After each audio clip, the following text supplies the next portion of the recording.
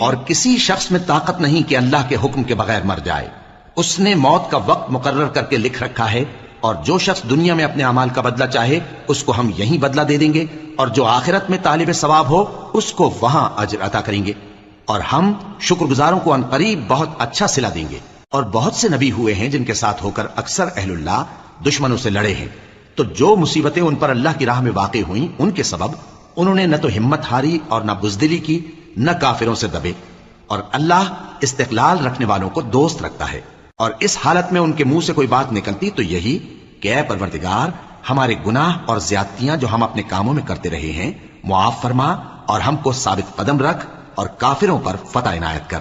تو اللہ نے ان کو دنیا میں بھی بدلہ دیا اور آخرت میں بھی بہت اچھا بدلہ دے گا، اور اللہ نیکوکاروں کو دوست رکھتا ہے. مومنو، اگر تم کافروں کا کہا مان لوگے تو وہ تم کو الٹے پاؤں پھیر کر مرتد کر دیں گے.